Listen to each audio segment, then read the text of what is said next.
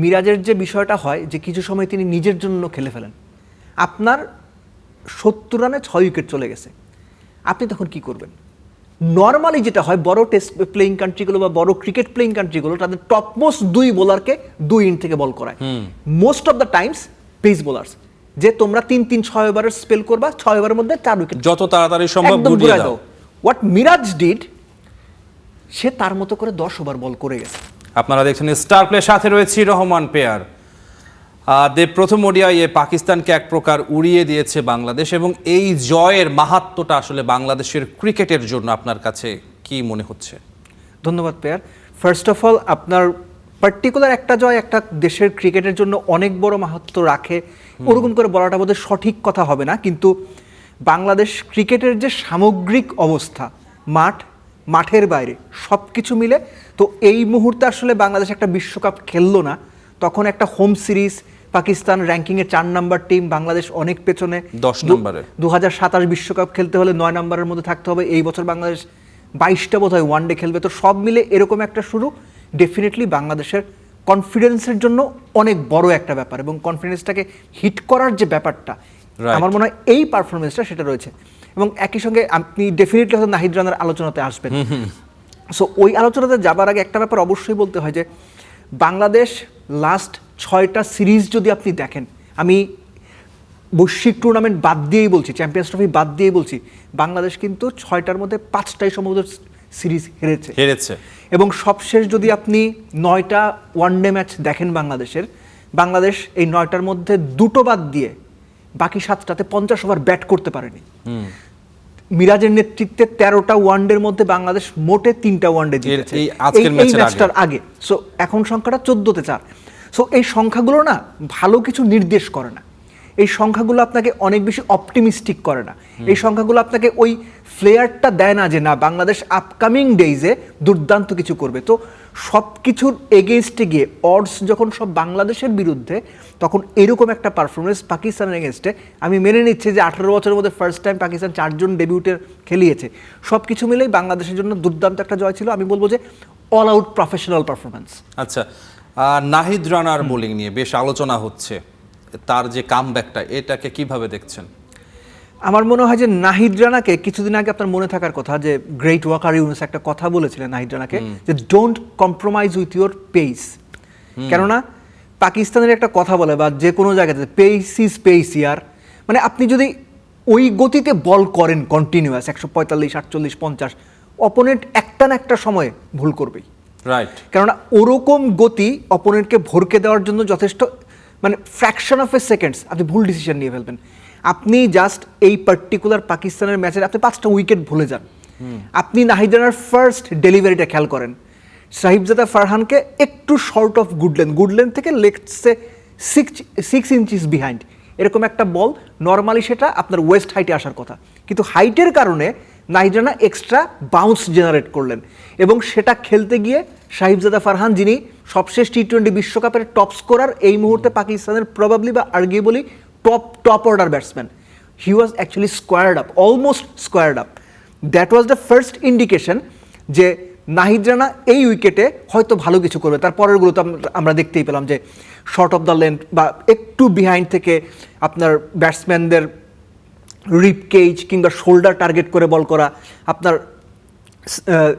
নাজ সাদাকাতকে যেভাবে আউট করলেন, মানে এগুলো হচ্ছে ক্লাসিক পেস বোলিংয়ের উদাহরণ, যে আপনি এই ধরনের পেস বোলিং, এই ধরনের ফিয়ারসাম স্পেল বাংলাদেশের কোনো পেসারকে আপনি লাস্ট কবে করতে দেখেছেন, আদৌ করতে দেখেছেন কিনা আপনি মনে করতে পারবেন না। আমি জাস্ট অ্যাড করে দিচ্ছি, বাংলাদেশ যখন পাকিস্তানকে টেস্ট সিরিজ হারালো, রাওয়ালপিন্ডিতে সেকেন্ড টেস্টের সেকেন্ড ইনিংসে 16, 18, 20 সম্ভবত এই 3 ওভারে তিনি এইরকম এক্স্যাক্টলি বাবর আজম, শান মাসুদ, শাকিল সম্ভবত এই 3টা উইকেট, সেখানেও অ্যাগ্রেশন ছিল, সেখানেও একই রকম ছিল। অর্থাৎ এই যে অপোনেন্টের টপ অর্ডার বা মিডল অর্ডারকে ধসিয়ে দেওয়া, একটা স্পেলে অপোনেন্টকে ম্যাচ থেকে ছিটকে দেওয়া, বাংলাদেশের বোলাররা কিন্তু এরকম করে না। বাংলাদেশের বোলাররা সাধারণত দেখা যায় না। এগুলো আপনি কোথায় দেখবেন? এগুলো দেখবেন আপনি জাসপ্রীত বুমরার কাছ থেকে, মিচেল স্টার্কের কাছ থেকে, মানে প্যাট কামিন্সের কাছ থেকে, কিংবা ধরেন আপনার ওরকম টপমোস্ট বোলারদের, ওয়াকার ইউনুস এবং ওয়াসিম আকরাম, ওয়াকার ইউনুস, তাদের ব্যাপারটা তো আলাদা। আমি তাদেরকে অপটিমাম রেখেই বলছি, মানে আমরা যাদের খেলা দেখেছি মোটামুটি এরকম, বা ডেল স্টেইনের কথা। সো এরকম বাংলাদেশে হয় না, আপনি স্পিনার পেসার যার কথাই বলেন না কেন। সো এরকম নাহিদ রানার যে কোয়ালিটি বা তার যে ন্যাচারাল যে things, the pace, the aggression এবং হাইটের কারণে এক্সট্রা বাউন্স জেনারেট করা, সো এই ধরনের বলার আসলে এদেরকে মানে ওই প্রিজার্ভ করতে হয়। এখন নাহিদ রানাকে নিয়ে বাংলাদেশের তো আবার একটা অভ্যাস আছে যে ডিম পাড়া হাঁসের একদম পেট চিরে সব ডিম বের করতে চায়, যে ওকে খেলাচ্ছে, ভালো করছে, সব ফরম্যাট সব ম্যাচ খেলিয়ে দাও। সব এটা ম্যাচ হইতে খেলো। পারে, যেটা বাংলাদেশের অনেক পেসারের সঙ্গেই হয়েছে বিভিন্ন সময়, যে কারণে পারফরমেন্সও নিচের দিকে গিয়েছে। তো আমি এক্সপেক্ট করবো যে নাহিদ রানা এটা শুরুমাত্র এবং অনেক দিন ধরেই নাহিদ রানার পেস বা নাহিদ রানার হাইট, তার এক্সট্রা বাউন্স আদায় করা, অপোনেন্টকে পার্টিকুলার সময়গুলোতে হার্ড টাইম দেওয়া, এগুলো অনেক আলোচনা হয়েছে। তো তার ফার্স্ট টাইম ওয়ানডে ক্রিকেটে ইন্টারন্যাশনালি ফার্স্ট ফাইফার, এটা জাস্ট শুরুমাত্র। বাট নাহিদ রানার ওভারঅল পারফরমেন্স আমি বলবো that was absolutely masterclass. এবং নাহিদ রানা যেভাবে বল করেছেন, উইকেট থেকে কি তিনি সুবিধা পেয়েছেন নাকি আজকে? একটা বিষয় হচ্ছে যে উইকেট থেকে সুবিধা বলতে আমরা কোনটা বুঝি, যে সুইং না, তিনি সেভাবে সুইং পাননি। এবং এর চাইতেও বড় কথা, নাহিদ রানা সুইংয়ের দিকে গিয়েছেন কিনা। একটা বেসিক যে জায়গাটা আমার মনে হয়েছে নাহিদ রানা একটা জিনিসই ট্রাই করেছেন, ভাই জোরে বল করব, একটু শর্ট অফ দ্য লেন্থ বা গুড লেন্থ বল করব এবং এক্সট্রা বাউন্সটা জেনারেট করার চেষ্টা করবো, Strategy এটাই ছিল। যেটাকে আমরা নর্মালি বলি হিট দ্য ডেক হার্ড, যে খুব জোরের সাথে ডেকটাকে বা উইকেটটাকে হিট করা, উইকেট তারপর যদি এক্সট্রা বাউন্স দেয় সেটা আমি পাবো, কারণ তার হাইট আছে, সেই হাইটটা সে ইউজ করেছে, স্মুথ রান আপ। সো আপনি খেয়াল করে দেখবেন যে বাংলাদেশের বোলারদের মধ্যে not necessary height, Nahid Rana কিন্তু সবচেয়ে ওপর থেকে ডেলিভারি দেয়, তার হাত তার মাথা থেকে কতটুকু ওপরে রাখে আপনি যে কোনো সময়, মানে তার বোলিং অ্যাকশন একটু স্লো করে খেয়াল করে দেখবেন। সো এই কারণে তিনি এক্সট্রা বেনিফিটটাও পাচ্ছেন। সবচেয়ে বড় কথা হচ্ছে কি, উইকেট থেকে সুবিধা আপনি নাও পেতে পারেন, কিন্তু ওই উইকেট থেকেও সুবিধাটা বের করে নেওয়া, এখানেই হচ্ছে একজন নর্মাল বা একজন ভালো বোলার বা একজন দুর্দান্ত বোলারের পার্থক্য। সো আমার মনে হয় যে Nahid Rana particularly within his skill set up এই উইকেটে দুর্দান্ত ছিলেন। এবং ম্যাচ শেষে নাহিদ রানা নিজেও জানিয়েছে, আপনি যে কথাটা বলছিলেন যে hitting the deck hard, Taskin এবং মুস্তাফিজ তাকে ঠিক এই পরামর্শটাই দিয়েছিল। অ্যাকচুয়ালি তাসকিন প্রায় 12 বছর ধরে খেলছেন, মুস্তাফিজ এরকম 11 বছর ধরে খেলছেন। তো তাসকিন মুস্তাফিজরা তো নাহিদ রানাকে এই ধরনের পরামর্শই দেবেন, যে তাদের যে অভিজ্ঞতা কিংবা তাদের যে বাংলাদেশের উইকেটগুলো সম্পর্কে ধারণা। সবচেয়ে ভালো ব্যাপারটা আমার কাছে যেটা লেগেছে পেয়ার, সেটা হচ্ছে মিরপুরের যে ধান ক্ষেত, পাট ক্ষেত, গম ক্ষেত টাইপ উইকেট নিয়ে আমরা কথাবার্তা শুনতাম, অনেক সমালোচনা সেখান থেকে সম্পূর্ণ রিভার্স একটা wicket. Actually it was A sporting wicket, particularly it's a true wicket. আপনি শুরুর দিকে খেয়াল করেছেন কিনা যে মুস্তাফিজ কিন্তু বেশ ভালো শেপ পেয়েছেন, লেফট হ্যান্ডেড ব্যাটসম্যানের কাছে তার ball was taking very good shape, outswing পাচ্ছিলেন, এবং এরকম উইকেট অনেক দিন পর আমরা মিরপুরে দেখলাম। এটা খুবই চমৎকার একটা ব্যাপার। বাট আপনার যে প্রশ্নটা ছিল যে নাহিদ রানার মতো ইয়াংস্টারদের ওই গাইডটুকু করতে হয়, অনেক সময় হয় কি প্লেয়াররা ক্যারিড অ্যাওয়ে হয়ে যায়। কেননা একটা ছোট উদাহরণ দেই, এটা তাসকিন আমাকে বলেছিল, আপনার নিউজিল্যান্ড, ইংল্যান্ড বা সাউথ আফ্রিকার মতো কন্ডিশনে আমাদের পেসাররা যখন খেলতে যায়, এটা কবেকার ঘটনা? এটা সম্ভবত 2017 আপনার নিউজিল্যান্ড সফরের সময়, যে ওই সময়ে যে গ্রিনিশ উইকেটগুলো থাকে, এই গ্রিনিশ উইকেটে বাংলাদেশের বোলাররা তো এরকম উইকেট আমাদের দেশে পায় না, না উপমহাদেশেই হয় না। সো ওখানে খেলতে গেলে ওই বলা হয় না যে চোখ চকচক করা, তো পেসারদের মধ্যে ন্যাচারালি অ্যাগ্রেশনটা থাকে, আরে অনেক জোরে বাউন্সার করবো, সুইং পাবো, এটা করবো, এইরকম চিন্তা করতে করতে কন্ট্রোলটা তারা লুজ করে ফেলেন। তারা এক এক সময় এক এক জায়গায় বল করেন, ক্যারিড অ্যাওয়ে হয়ে যান, মানে উইথ দ্য ফ্লো তারা ভেসে যান। সো এই উদাহরণটা আমি এই জন্য দিলাম যে তাসকিন এটা স্পষ্ট করে বলেছিল যে দাদা এই প্রবলেমগুলো আমাদের হয়, তো ওখানে অ্যাডজাস্ট করাটাই হচ্ছে সবচেয়ে বড় চ্যালেঞ্জ। আমি মানে ফার্স্ট ফরওয়ার্ড 9 বছর পর, আপনি তাসকিনের কথাই বলছিলেন, এই যে তাসকিনের অভিজ্ঞতা, যে নিউজিল্যান্ডে খেলে, সাউথ আফ্রিকা খেলে, তিনি তো টাফ টাইম ফেস করেছেন, টাফ টাইম ফেস করেই তো এত দূরে এসেছেন। সো তাদের বিষয়গুলো জানেন তিনি, ওই টাফ টাইম ফেস করার অভিজ্ঞতা থেকেই তরুণদের ওই সাপোর্টটুকু দিতে হবে যে তারা যেন ভালো উইকেট থেকে সুবিধা পাচ্ছি, এইটা চিন্তা করতে করতে ক্যারিড অ্যাওয়ে হয়ে না যান, ওই বেসিকের মধ্যে থেকে, প্ল্যানের মধ্যে থেকে, নিজের উইদিন লিমিটেশনসের মধ্যে থেকে এক্সিকিউট করেন। সব কিছু মিলে আমি বলবো যে নাহিদ রানার জন্য দারুণ দিন ছিল, বাংলাদেশের জন্য দারুণ দিন ছিল, এবং সব কিছু মিলে বাংলাদেশের ব্যাটসম্যানদের জন্য খুব ভালো দিন ছিল। আচ্ছা, নাহিদ রানারকে প্রিজার্ভ করার কথা বলছিলেন, সেটা কিভাবে হতে পারে? ওকে, নাহিদ রানাকে প্রিজার্ভ করার যে ব্যাপারটা, আপনি পিয়ার অবশ্যই জানেন যে এখনকার স্পোর্টস, নট নেসেসারি ক্রিকেট, অনেক বেশি নাম্বার দিয়ে ডিফাইন করা হয়। যে আপনি একজন পেস বোলার, লেটস সে এই পার্টিকুলার সামারে আপনার 100 ওভার বল করার কথা, এই Right. এই 100 ওভারের মধ্যে আপনি কতদিনে কত 100 ওভার করবেন এটারও একটা হিসেব আছে। আমি জাস্ট এটা এর জন্য বললাম যে নাহিদ রানাকেও ওইভাবে পুশ করতে হবে। এখন নাহিদ রানাকে প্রত্যেক ম্যাচেই 10 ওভার করাইতে হবে, টানা 10 ম্যাচ খেলে আমরা 10 ম্যাচেই নাহিদ রানাকে খেলবো, এটা করলে ইনজুরি হওয়ার সম্ভাবনা বাড়বে। কেননা এখনকার ক্রিকেট এগিয়ে গেছে, এখনকার স্পোর্টস সায়েন্স এগিয়ে গেছে, প্লেয়ারদের যেভাবে মেনটেন করা হয় সেটার মেথড অনেক সায়েন্টিফিক হয়েছে, এবং সেটার সঙ্গে সঙ্গে যেটা হয়েছে যে ইনজুরির সম্ভাবনা বা ইনজুরি হলেও দ্রুত রিকভারির মানে প্রসেসটা বের হয়েছে। These are everything of these are very good things for the cricketers, for the sportsman. কিন্তু জিনিসটা হচ্ছে যে বাংলাদেশের যে ব্যাপারটা, যেখানে আমি একটু আগেই বলছিলাম যে ডিম পাড়া হাঁসের পেট চিরে সব ডিম বের করতে চায়, সব ফরম্যাট খেলা দাও। মানে তাসকিনের কেউ সঙ্গে যখন ঘটনা ঘটেছে। সাফল্য পেতে থাকে তাকে এটাই কন্টিনিউয়াসলি এটাই ব্যবহার হয়তো করা। আমার মনে হয় যে নাহিদ রানার ব্যাপারে না শুধু, এটা তানজিম সাকিবের ব্যাপারেও, মুস্তাফিজের ব্যাপারেও খুব মেথডিক্যাল ওয়েতে যাওয়া উচিত। যে এই 3 মাসে মুস্তাফিজুর রহমান কোনোভাবেই 30 ওভারের বেশি বল করতে পারবে না। আমি একটা কথার কথা বলছি, আপনার 5টা ওয়ানডে আছে, আপনি মুস্তাফিজকে 3টা ওয়ানডে খেলান। আপনি যদি 5টা ওয়ানডে খেলান, you need to make sure মানে ওই রকম নেসেসিটি ছাড়া মুস্তাফিজকে ওই ওয়ার্কলোডটা আপনি দেবেন না। Same goes to Nahid Rana, other bowlers. এবং নাহিদ রানা যেহেতু ইয়াংদের একটা ব্যাপার কি, ওই বয়সের কারণেই ওই তাড়নাটা থাকে যে আমি মাঠে নামবো, অপোনেন্টকে উড়িয়ে দেবো, স্পেশালি আপনার পেস বোলারদের। সো ওই তাড়নাটা অবশ্যই থাকা উচিত, ওই হাঙ্গারটা অবশ্যই থাকা উচিত, কিন্তু একই সঙ্গে তার নিজের যেটা ভালো হবে, ক্রিকেট বোর্ড বা ক্রিকেট ম্যানেজমেন্ট বা যারা ওই মেডিকেল বিষয়গুলো এই বিষয়গুলো দেখেন, তাদেরকেও নাহিদ রানাকে এটা বোঝাতে হবে যে sometimes you have to go in a short gear. সবসময় টপ গিয়ারে আপনি চলতে পারবেন না, কখনো 4-এ কখনো 3-2 আসতে হবে। সো ওভাবেই হচ্ছে মানে প্রিজার্ভ করাটা জরুরি, যে কোনোভাবেই যেন তার ওয়ার্কলোডটা মানে বা তার যে ম্যানেজমেন্টটা, এই ম্যানেজমেন্টটা যেন তার সীমার বাইরে চলে না যায়। আচ্ছা, দেব, গতকাল হাবিবুল বাশার সুমন এসেছিলেন, বাংলাদেশের সাবেক অধিনায়ক। তিনি বলেছেন যে পাকিস্তানের যে বোলিং সাইড এবং বাংলাদেশের যে বোলিং সাইড দুটো যদি কম্পারিজন করে তাহলে বাংলাদেশের এগিয়ে। বোলিং সাইডই এগিয়ে রয়েছে। আমি একমত সুমন ভাইয়ের সঙ্গে, একমত হচ্ছে এই জন্য। এবং আমি তাকে বলেছিলাম এটা কি এইবারই প্রথম কিনা যে বাংলাদেশের বোলিং সাইড পাকিস্তানের বোলিং সাইড থেকে শক্তিশালী? মোস্ট লাইকলি কেননা আপনি কি হিসাব করেন, মানে আমি যদি 1-1 একদম রাইট, মানে একজনের বিপরীতে আরেকজনকে দাঁড়া করাই, ধরেন শাহিন শাহ আফ্রিদির সঙ্গে মুস্তাফিজকে আপনি তুলনা করতে পারেন। পেস হয়তো শাহিন শাহ আফ্রিদির একটু বেশি, বাট শাহিন শাহ আফ্রিদি কিন্তু এখন আর ওই আগের মতো 45-48 বল করে না। It's more like 135-138।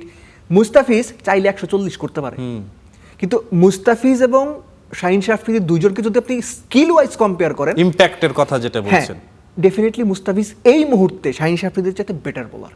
এটা শেপে আছে সবকিছু মিলেই শাহিন শাহ আফ্রিদির চেয়ে সবচেয়ে বড় গুণটা, আপনি যদি লাস্ট 2 বছর হিসেব করেন, সাদা বলের ক্রিকেটে ফার্স্ট ওভারের প্রথম ওভারে সবচেয়ে বেশি উইকেট নেওয়া বোলার হচ্ছে শাহিন শাহ আফ্রিদি, সম্ভবত যদি আমি ভুল না করি। না, রাইট, এটা 16 বা 17টা ম্যাচে তিনি ফার্স্ট ওভার উইকেট পেয়েছেন।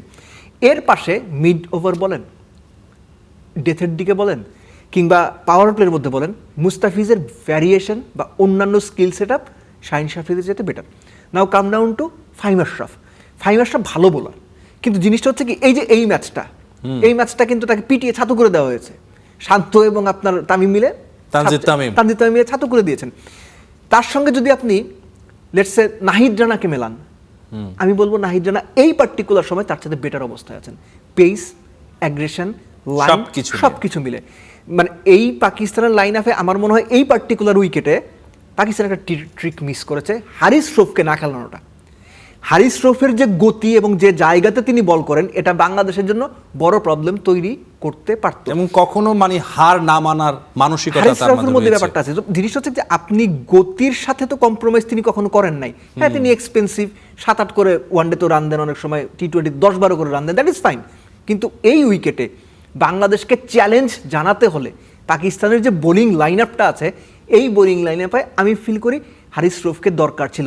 সো এই জন্যই বললাম আমি যে আপনি নাম্বার দিয়ে যদি বিবেচনা করেন 1-1 সাজিয়ে, সুমন ভাই ঠিকই বলেছেন, এবং আমিও তার সঙ্গে একমত যে বাংলাদেশের এই পেস বোলিং লাইন আপটা তাসকিন, মুস্তাফিজ, নাহিদ রানা এবং বাইরে থাকা শরীফুল ইনক্লুডিং পাকিস্তানের এন্টায়ার যে পেস বোলিং লাইন আপ, সেই তুলনায় বাংলাদেশ একটু মার্জিনে হলেও এগিয়ে থাকবে। মিরাজের ক্যাপ্টেন্সি কেমন দেখলেন আজকে? আচ্ছা, মিরাজের ক্যাপ্টেন্সিটা যদি আমি বলতে চাই, আমার মনে হয় যে এই পার্টিকুলার ম্যাচটাতে Miraz captaincy wise was not bad. এবং এই জায়গাতে আপনি খেয়াল করে দেখেন যে নর্মালি লাস্ট ফিউ মান্থস কিংবা কিছু সময়ে সাদা বলে মুস্তাফিজ কিন্তু সহসাই হুট করে ওপেন করেন না। কয়েকটা ওভার যাওয়ার পর টি-20-তে যদি দেখি আমাদের পাওয়ার প্লেতে তিনি একটা ওভার করছেন নর্মালি, পাওয়ার প্লেতে 2 ওভার মুস্তাফিজ কিন্তু খুব বেশি করেন না ওপেন করতে সাধারণত দেখা যায় না নর্মালি। তো এখানে তারা মুস্তাফিজকে নতুন রোলটা দিয়েছেন, হয়তো আগামীতেও দেবেন, that was a good move. Shanto last 2টা সিরিজে তাওহিদ হৃদয় 3 নম্বরে ব্যাট করেছেন, শান্ত করেছেন 4 নম্বরে। তো শান্তকে 3 নম্বরে নিয়ে আসা, আমি পার্সোনালি এটাকে সাপোর্ট করি। শান্ত আর্গুয়েবলি এই টিমের মধ্যে ব্যাটিং ওয়াইজ টপমোস্ট ব্যাটারদের একজন। তো আপনার সলিড আপনার দলের সেরা 2 জন ব্যাটার অবশ্যই 3-4-এ খেলা উচিত, ওয়ানডেতে স্পেসিফিক্যালি, টেস্টে তো অবশ্যই। সো শান্তকে 3-এ প্রমোট করা, এটা মিরাজের কল কিনা আমি জানি না, বাট আমি ধরে নেব ক্যাপ্টেনের এখানে ইনপুট আছে। সো এটা একটা ভালো মুভ। একই সঙ্গে নাহিদ রানাকে যেভাবে তিনি ইউজ করেছেন, আমি ঠিক নিশ্চিত না পেয়ার, কিন্তু নাহিদ রানার রোলটা যদি থাকে যে মিডল ওভারগুলো ক্যাপিটালাইজ করা, স্পেসিফিক্যালি 11তম বা 10তম ওভার থেকে লেটস সে 30 ওভার পর্যন্ত প্রয়োজন আমি 2-3 ওভার রেখে দেবো, যেটা আমি 40 ওভারের পরে গিয়ে ইউজ করব। যদি মিডল ওভারে 7 ওভার মেহেদী রানা আপনার নাহিদ রানা করবেন এবং সেখানে তার উইকেট টেকিং রোল থাকে, আমি মনে করব যে Bangladesh it's a calculative good move, যেটা আগামীতে বাংলাদেশের জন্য ভালো কিছু বয়ে আনতে পারে। সো সব মিলে মানে captaincy was not bad, but at the same time মিরাজের যে বিষয়টা হয় যে কিছু সময় তিনি নিজের জন্য খেলে ফেলেন। এই ম্যাচটাতেও পার্টিকুলারলি ওইরকম একটা সিচুয়েশন আমরা দেখেছি যে টানা 10 ওভার করে যাওয়া। একটা ব্যাপার হয় কি যে আমরা যারা ধরেন 90s কিড নিজেদের বলি, বা আমরা 90-তে আমরা যখন ওই অবস্থাতে ছিলাম, যে অস্ট্রেলিয়ার একটা বিরাট উত্থান আমরা দেখেছি অস্ট্রেলিয়া টিমের। সেই অস্ট্রেলিয়া টিমের মাইটি অস্ট্রেলিয়ার ওই সময়টা আমরাই দেখেছি, মানে আমাদের ক্রিকেট দেখা বোঝার সময় থেকেই। ওই সময় অস্ট্রেলিয়া টিমের মধ্যে একটা ব্যাপার ছিল যে অপোনেন্টকে সুযোগ পাওয়া মাত্র গুড়িয়ে দাও, কিল করে ফেলা, হ্যাঁ, গো ফর দ্য কিল। এটা অস্ট্রেলিয়ানদের কাছ থেকে আমরা শিখেছি বা আমরা জেনেছি। আপনার 70 রানে 6 উইকেট চলে গেছে, আপনি তখন কি করবেন? নর্মালি যেটা হয় বড় টেস্ট প্লেইং কান্ট্রিগুলো বা বড় ক্রিকেট প্লেইং কান্ট্রিগুলো তাদের টপমোস্ট 2 বোলারকে 2 ইন থেকে বল করায়, most of the Times pace bowlers, যে তোমরা 3-6 ওভারের স্পেল করবা, 6 ওভারের মধ্যে 4 উইকেট যত তাড়াতাড়ি সম্ভব গুড়িয়ে দাও। হোয়াট মিরাজ ডিড, সে তার মতো করে 10 ওভার বল করে গেছে। এবং আমার এটা মনে হয়েছে যে মিরাজের বোলিং নিয়ে অনেক প্রশ্ন আছে। আপনি যদি বাংলাদেশের এই 5 ম্যান বোলিং লাইন আপ দেখেন, 1 নম্বর বোলারকে নাহিদ রানা 5 উইকেট পাওয়ার পর বাংলাদেশের 1 number bowler Mustafiz. Right, Nahid Rana 5 wicket পাইছে, তাকে নিয়ে সবাই আলোচনা করছি, আমরা প্রশংসা করছি, everything is fine, but still বাংলাদেশের 1 number bowler Mustafiz, Taskin, Nahid Rana, Rishad, then you will pick the name of Mehedi Hasan Miraz. এই বোলিং লাইন আপে actually Mehedi Hasan Miraz is the number 5 bowler. সে 10 ওভার করে গেল, আপনার 70 রানে 6 উইকেট চলে গেছে। আপনি যদি অপোনেন্টকে মানে ওই চিন্তা ভাবনা থেকে 100-র মধ্যে অল আউট করতে চান, আপনি তো মুস্তাফিজকে বোলিং আনবেন। আপনি মুস্তাফিজকে না আনলেও তাসকিন, নাহিদ রানাকে 2 পাশ থেকে করাবেন। নাহিদ রানা ক্লান্ত, টানা 5-6 ওভার করেছেন, ফাইন, 2 পাশ থেকে পেস করান, কিন্তু সেটা করাননি। এবং মানে রিশাদকেও ওইখানে বোলিংয়ে আনা হয় নাই। আমার মনে হয় দেব, এটা এবারই প্রথম আমরা দেখিনি, এর আগেও দেখেছি, বাংলাদেশের ক্ষেত্রেই দেখেছি যে বাংলাদেশ অপোনেন্টকে ধরেন যে 6-7 উইকেট চলে গেছে, তখনও কিন্তু মানে আপনি যেটা বলছিলেন গো ফর দ্য কিল, সেই অভ্যাসটা এখনো কেন দেখা যাচ্ছে? এই অভ্যাসটা এখন যে মিরাজের ক্ষেত্রে যেটা দেখা যাচ্ছে, আমার এটা মনে হয় যে সম্পূর্ণ তার পার্সোনাল কল, মানে নিজেকে দেখানো যে আমি ভালো বল করছি। 29 রান 3 উইকেট, এখন থেকে 10 বছর পর আপনি যদি এই ম্যাচের স্কোর কার্ডটা দেখেন, যিনি খেলাটা দেখেননি, তিনি বলবেন আরে মিরাজ নাহিদের পাশাপাশি দারুণ বল করছিল। এখন যে বাচ্চাটার বয়স 8 বছর, যে খেলাটা দেখেনি, যখন তার বয়স 18 হবে, সে দেখো আরে মিরাজ ভাই তো দারুণ বল করছে, আমাদের ক্যাপ্টেন ছিল ওই সময়। কিন্তু ইন রিয়েলিটি কি হয়েছে ও কিন্তু এটা বুঝবে না। রাইট, ইন রিয়েলিটি হচ্ছে যে মিরাজ তার নিজের নাম্বারস ইনট্যাক্ট রাখতে চেয়েছেন। নাহিদ রানা 5টা নিয়ে দিছে, ওই সময় মুস্তাফিজ যদি বোলিংয়ে নাও আসে, ও খুব ভালো জানতো, সবাই খুব ভালো জানতো পাকিস্তান এই ম্যাচ 150 করতে পারবে না। পাকিস্তান খুব ভালো খেললে এই ম্যাচ 200 করতো, এবং এই উইকেটে বাংলাদেশ পাকিস্তানের এই বোলিং লাইন আপের এগেন্স্টে 200 ইজিলি চেস করার সামর্থ্য রাখে। আমি যেটা বলছি যে কিছু সময় মিরাজকে নিয়ে এই সমালোচনাটা আছে যে তিনি নিজের জন্য খেলেন, যেমন তিনি লাস্ট ফিউ সিরিজ 5-এ ব্যাট করতে চলে যান, 4-এ ব্যাট করতে চলে যান, বাট এটা কি তার নিজের কল ছিল? এগুলো সব তার নিজের কল, আমি যতটুকু জানি সব তার নিজের কল, বিং দ্য ক্যাপ্টেন। সে তো 4-5-এর ব্যাটসম্যান না, এবং যে কয়টা ম্যাচই সে খেলেছে এই সমস্ত জায়গাতে 90% ম্যাচ সে ডুবিয়েছে, বাংলাদেশ হেরেছে। এবং রিসেন্ট টাইমে সে প্রেস কনফারেন্সে কিন্তু এটাও বলেছে যে আমি এখন থেকে 7 নম্বরে ব্যাট করবো, কেন ফিনিশিং রোলটা সে এনজয় করতে চায়। 7 নম্বরে মিরাজের স্ট্রাইক রেট কত আপনি জানেন? 77। এন্টায়ার ক্যারিয়ারে 16 ম্যাচ খেলেছে মিরাজ 7 নম্বরে, 16 ম্যাচে রান করেছে 226, 14 হচ্ছে তার গড়। এখন 7 নাম্বার ব্যাটসম্যান যদি 14 গড় নিয়ে 77 স্ট্রাইক রেটে ব্যাট করে, তার কাছে আপনি কি এক্সপেক্ট করবেন? আমি জাস্ট বলছি যে এই টিমটার বাংলাদেশের এই টিমটার একিলিস হিল যদি আপনি বলেন ওয়ানডে টিমটার, আমি বলবো সেটা মেহেদী হাসান মিরাজ, ওয়ানডে ক্যাপ্টেন। কেননা মিরাজ যে প্রক্রিয়ার মধ্য দিয়ে ওয়ানডে ক্যাপ্টেন্সিটা পেয়েছেন, এই প্রক্রিয়াটাই ভুল, এই প্রক্রিয়াটাই প্রশ্নবিদ্ধ। মিরাজ এটা নিজেও জানেন। একটা প্রশ্নবিদ্ধ প্রক্রিয়ার মধ্যে দিয়ে যখন কেউ নেতা নির্বাচিত হন, তখন তাকে নিয়ে প্রশ্ন তো হবেই, তাকে নিয়ে প্রশ্ন থাকবেন এবং সেই নেতা বিভিন্ন সময়ে ইনসিকিউর ফিল করবেন। কেননা এই টিমে অন্তত আরো 2 জন ক্যারেক্টার আছে যারা মিরাজের চাইতে leader wise better character. Right, তারা কারা? সেটা নাম ধরে বলে দেওয়া যায়, নাজমুল হোসেন শান্ত এবং Liton Das, both of them are better character than Mehedi Hasan Miraz regarding cricket. আমি শুধুমাত্র ক্রিকেটেই কথা বলছি। জিনিসটা হচ্ছে কি যে মিরাজের এই ইনসিকিউরিটি যদি থাকে, তাকে দোষ দেওয়ার কিছু নাই, ইনসিকিউর যে কেউ হতে পারে। কিন্তু প্রবলেমটা হচ্ছে এই ইনসিকিউরিটিটা যখন মাঠের ক্রিকেটে এক্সপোজ হয়ে যায়, মানুষ যখন এই ইনসিকিউরিটি বুঝতে পারে, আপনি সাধারণ দর্শকদের দেখেন না কেন, দর্শক পর্যন্ত মিরাজের অ্যাপ্রোচ নিয়ে কথা বলছে। পাকিস্তানের 30 ওভারের মধ্যে 10 ওভার মিরাজ করছে, টানা 10 ওভার মিরাজ কবে করছে? আপনি রিশাদকে মাত্র 2 ওভার বল করাইছেন। আপনার দেশের সেরা ফাস্ট বোলার মুস্তাফিজকে আপনি 4 ওভার 4 বল করাইছেন।